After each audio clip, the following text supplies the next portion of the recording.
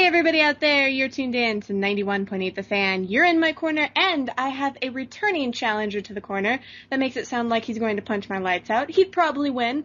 I am a female, he is male. Would you like to introduce yourself to the listeners out there? I would, but first you just set your gender back like 100 years. I bet you could totally kick my ass. This is BrentalFloss.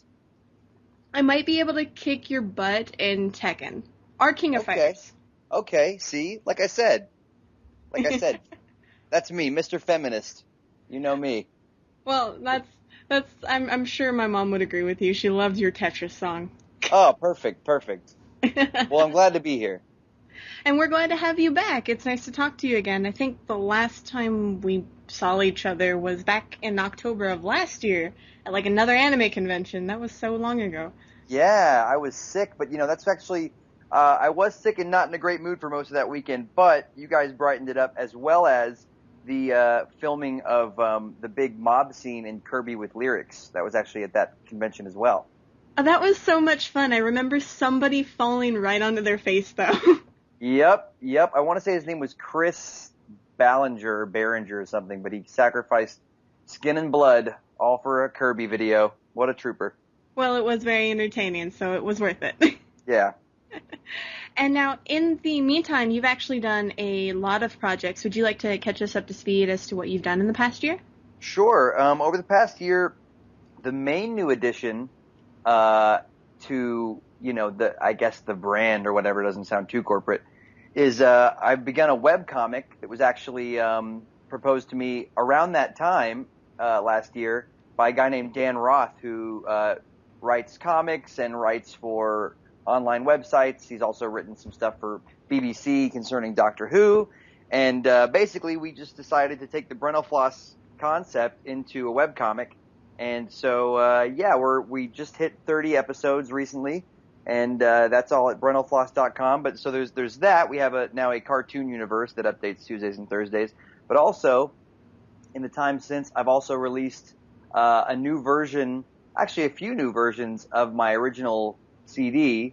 For anyone who just happened to accidentally tune in and has no idea who I am, I add lyrics to video game tunes, and in kind of a satirical way. So I released a CD in 2010 that was a CD of songs that were video game tunes with lyrics, and I released a G-rated version as well as a karaoke version for anybody that wanted to sing a cover or write their own lyrics or just have instrumentals. And all of this is easily accessible via Google. If you just type BrentalFloss karaoke, BrentalFloss G-rated, BrentalFloss CD, BrentalFloss sex tape, there's all kinds of stuff you can find. That last one was probably not true. I hope it was not true. But Google is very useful in that way. I'm sure one of our listeners are linking that right now in our live chat. Oh boy, the things I say.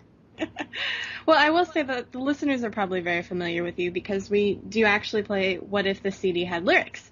And we need to upgrade to the G-rated one since we censor songs anyway. So hear a bunch of bleeps and bloops here and there in some of the songs.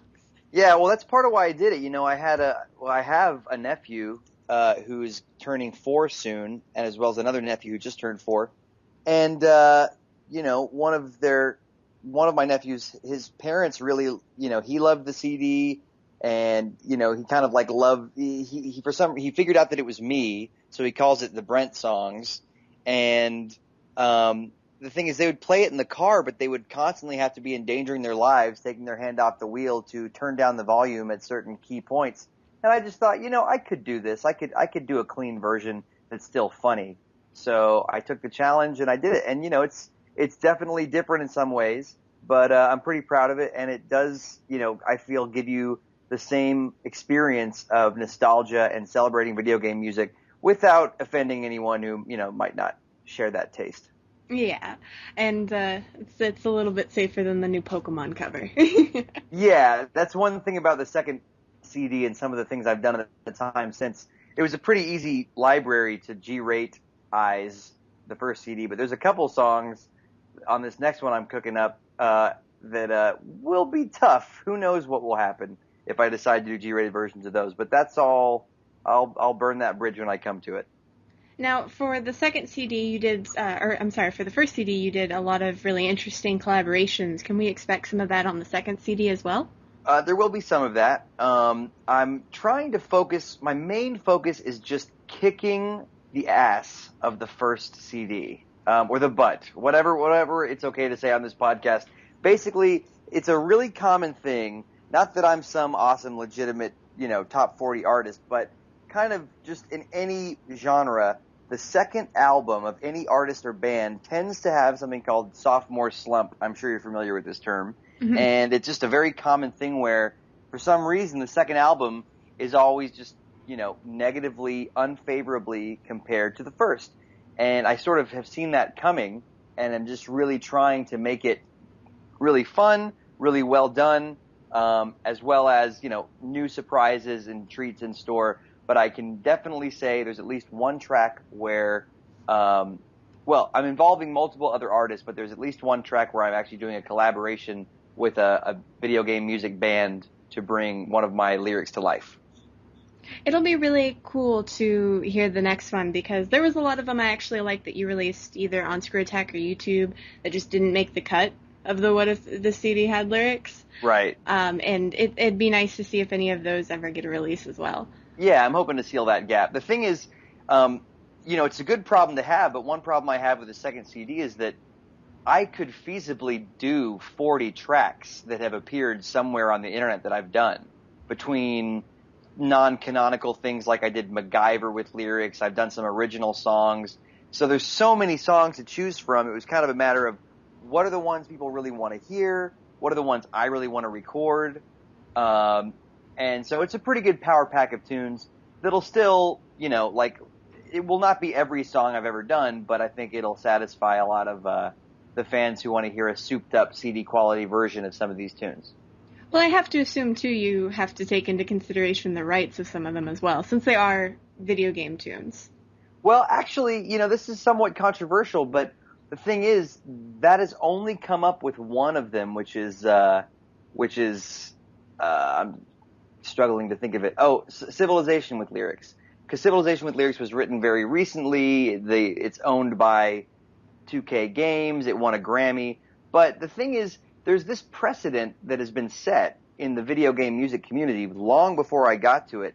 It's a legal precedent where, I don't know if this is a shock to anybody listening, but there's sort of a unspoken trade-off going on. Nintendo, for instance, never sues artists who are covering their music because they know ultimately that is promotion for their brand. It's kind of free advertising, and it's a celebration of the culture they created. So because they've never sued, no one, it's such a, jumping through a million hoops to try and get the rights to these things from people in another country who, made a game 20, 25 years ago, that it's really more like, spiritually just kind of giving back to the company that, gave you these games. And if you sell some CDs in the process, lovely. But, I was worried about that too when we first did the CD, but asking around to all the other bands, it's really not a concern. So, with the classic game tunes,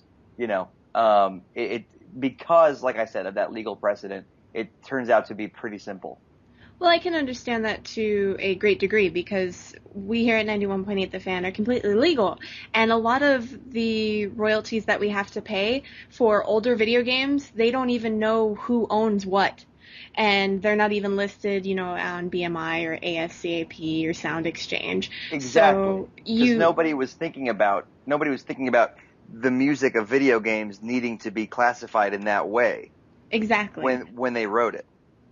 And so that kind of makes it very interesting because I can understand why you have to sort of tiptoe by it, but at the same time, you have the best intention in mind because you're technically doing a parody, not so much an original rendition of the exact same song in Mario Paint or something. Right, exactly. It is a parody, and when you look at some of the things that are, I hate to play they did it too. I hate to play that card because that's what children say. But if you look at iTunes, there are a number of people who release slightly remixed versions of video game tunes as ringtones and make money off of those. There's actually an album, I forget what exactly it's called, but it really kind of, like I kind of roll my eyes at it because it's called something like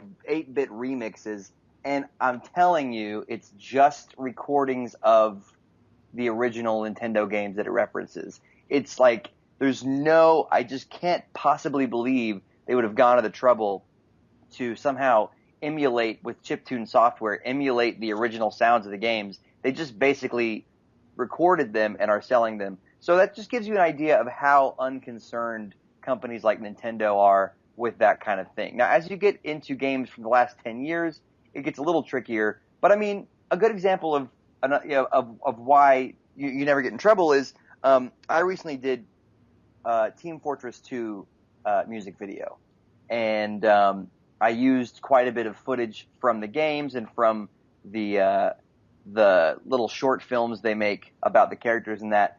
And rather than get on to me about using that footage, Valve actually put the video within hours of release onto their Facebook page and even put a post about it on their official blog. Because, I think game programmers appreciate it when you say, hey, I like this game so much, I made a video about it.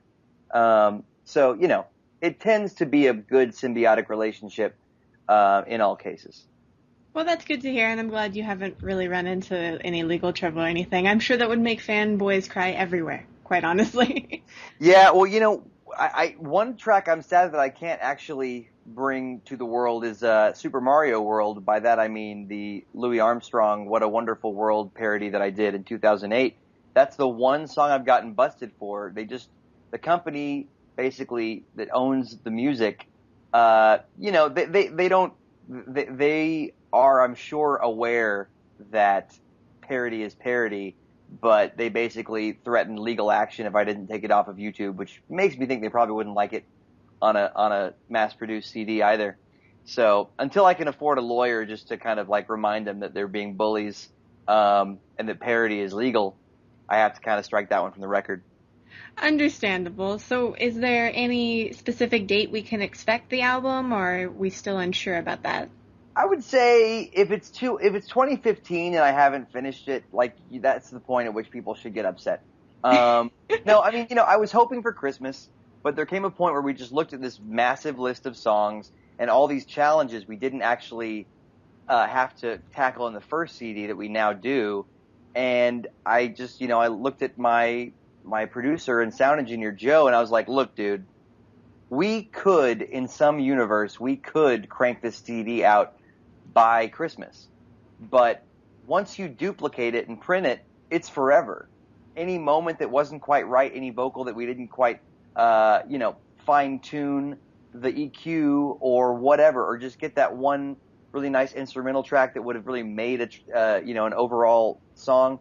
It's like, there are moments, I'm very proud of the first CD, but there are moments where I felt like I compromised because I really wanted to finish it faster.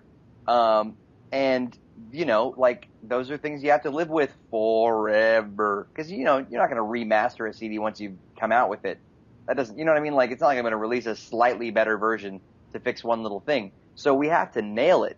And that plus the fact that it's a CD that it's the second one, it just really feels like a deadline is not as important as moving with urgency and a priority on quality. Well, I think the fans can understand that. I mean, we want you to be happy with it, and then we want to be happy with it as well. Right, and even from, like, just a straight up, like, greasy, sleazy, like, businessman aspect, if it's a really flawless, clean, awesome, like, life-changing album, it'll pay for itself. The time lost, it's like there's no reason not to make it the best thing ever, but, that sort of precludes a definite deadline. I will say, in all honesty, I'm aiming all my guns at spring. I'll be surprised if it's not wrapping and being, in a pre-order phase by spring. Maybe sooner. Sorry for that. My mom came in. This is No why we problem. do interviews at usually around noon to 4 because she's not here. Gotcha. But in conjunction with the album, I know in the past year you've gone to a lot of different venues, actually, and performed live. That must be a nice experience as well. Yes and no. It's the kind of thing where it's a tough thing being someone who, I really like performing live, but my platform of notoriety is the YouTube screen. So when I'm devoting time to doing live shows, there's always someone that lives at like the freaking North Pole that's like, I wish you'd do more videos because you're never going to come see me live. Dirt, dirt, dirt. And so there is always a balance between whiny people who live in Tibet and people that really get excited and want to come out and actually meet me in person. I will, to your point, say, yeah, I've had lots of fun. I've gotten to go to Alaska. I'm going to go to the UK soon. I got to play with video games live. So lots of cool things have been happening. I think I might do a little bit less in the way of live performances next year, just because I never realized that spending about half my weekends of the year out of town, usually 4-day weekends, really can be pretty tough, especially, I had a girlfriend for most of 2010 or 2011 rather. And, when I would have to leave for big stretches, like it was a little bit of a strain. So the thing is, there's sacrifices in everything. I feel like I couldn't be luckier in terms of the fact that conventions want me to come out and play shows. I love interacting with the audience, but at the same time, I think maybe next year with the venues, it might be a matter of quality over quantity, so that I can spend the most time with friends, the most time with my YouTube channel, and making sure that the fans that subscribed years ago that for whatever reason they're never able to come and see me live will still get an experience they can enjoy. And to be fair, now that I've got a webcomic that releases 2 episodes a week, being out of pocket can really be destructive for that too. So I definitely had a blast at a lot of conventions this year, but there is a work aspect to it as well that I wasn't expecting. So we'll see how that affects me in the next year. Well, I will say for the fans that are in Tibet are more realistically like a state over from some place you're playing live at, I think it's worth it for people to, see a performer live because the experience is so different than just listening to a CD or watching you on YouTube. Oh yeah, no, I mean, I try to sometimes bring that to the YouTube audience by showing them what a Mad Lib is like, or, highlights from a live show. But what I love about my live shows, and I don't mean like what's so great about me. I mean like what I love about performing in them. I come from a theater background, and one cool thing about theater is that every show is slightly different every night, especially interactive shows. So anytime I do a show for an audience, it's never going to happen that way again.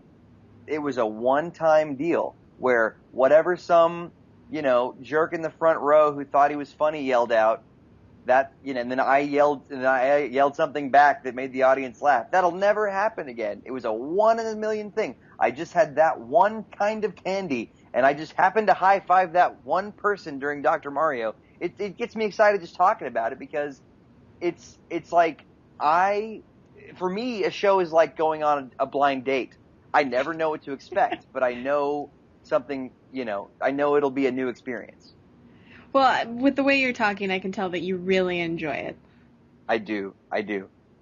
And the fans, I think, love to hear that as well because, we don't want you to do something you're like, God, this again with those smelly people and those weird costumes. God.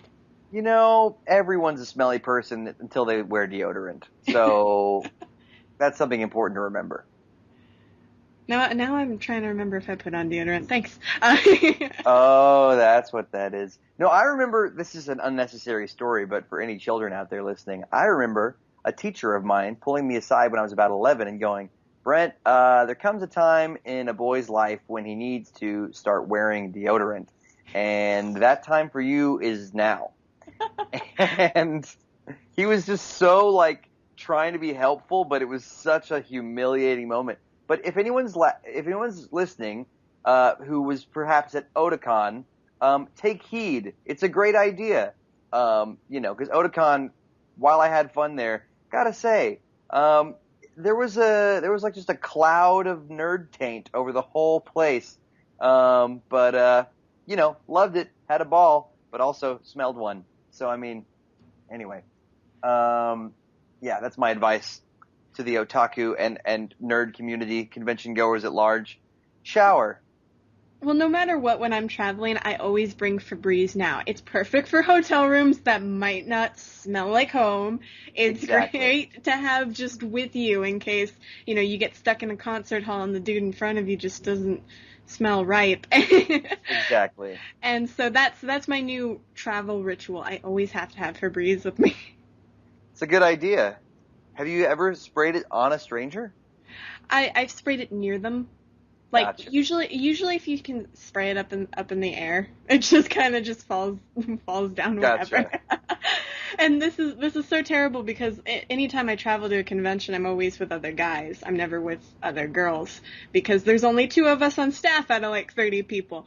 So Right. Bunch of smelly dudes. I hear you. I'm always stuck with a bunch of guys, but I get to take over the bathroom, so it's fair trade. Right. Now, in terms of the webcomic, getting a little bit back on track, that was actually a really surprising thing to me because I'm subscribed to the artist on DeviantArt, and to suddenly see BrentalFloss in my inbox on DeviantArt, I was like, what's going on? So how did that necessarily come about? How did you two meet? Well, it's it was just fate, I think. I mean, I was working on conceptualizing the comic with Dan for months and months and months and months. We were looking for artists and trying to find the right fit. And he found this guy who goes by Tom Preston on DeviantArt, but whose name is Andrew Dobson. And we just looked through his gallery, and I was like, wow, this guy really seems like he thinks like us. I mean, he had a lot of Nintendo parodies and even a Scrooge McDuck in the African Mines picture. Well, I guess print or rendering or whatever fancy word for drawing. It was really great. And we had a few other options, but we really wanted him. So we basically just kind of tried to pretend to be as official as possible and contact him about it. And it turns out he is a BrentalFloss fan and was sort of inspired by DuckTales with lyrics to do that DuckTales drawing that I was just mentioning. So it was kind of perfect. That's awesome. Yeah, it wasn't really, there was no teeth pulling. It was kind of like, okay, well, now we're doing this. And the rest is kind of history. He's been really cool. He's reliable, and we just feel like we lucked out because he's a great artist and he's very, dependable. Now, I assume all 3 of you work together. Can you explain all of your roles? Well, we do and we don't. The thing is, Dan and I are in the same city, and Andy is in the Midwest. So New York City to the Midwest, we were very geographically separate. So Dan and I basically spitball ideas, get together every week or two, come up with a few strips, and then we send them off to Andy. And Andy definitely has input, but kind of the flow chart is that Dan and I will finalize the script between the 2 of us, whether, depending on, regardless of which one of us had the idea or how much collaboration was involved between the 2 of us, we send it off to Andy, and then sometimes Andy will go, I'm not sure about this punchline, or I think we could cut a panel here, or why don't I add a panel here? One of the greatest successes in that way was that Andy actually felt like we should change the ending from our original draft of a recent Star Trek themed episode. And I was a bit, I'm a little stubborn at first, and it was the script was kind of my idea. But we sort of just listened to what he said. He knows what he's doing as a sequential artist, and it ended up being one of our funniest, most successful strips because he knew the structure even better than we did, and really flew with it. So that gives you an idea of the give and take of our triune collaboration. And for the listeners out there, when does it update and where can they find it? It updates every Tuesday and Thursday, and you can find it directly at BrentalFloss.com/comic. And also, if you forget, just Google BrentalFloss comic, and it'll take you right there. And are there any other, web portals that you have? We know you have your YouTube, but Facebook, Twitter, anywhere else we can stalk you? I feel like the other ones I had are no more. For instance, I think I had a dig profile at one point, but Dig's kind of dug now. Let's see, YouTube, Facebook, Twitter, BrentalFloss.com, if I haven't mentioned it enough, is you can become a member, you can join the mailing list, which is where, if you're on the mailing list, you get emails when I'm doing a show in your area. So instead of spam, where you get emails about everything, you actually get specific emails when I'm going to be within 100 miles of you in person. So BrentalFloss.com is a good one. And yeah, that's it. Oh, also iTunes and Bandcamp. But really, again, the thing is, if you're interested in something that I have done, Google is actually your best bet. Just have to look up BrentalFloss. Right. And now, is there anything else you'd like to tell the listeners out there? Well, just a little hint about the future. I'm working on a mini rock opera that'll hopefully be recorded and released in 2012, although these things take time.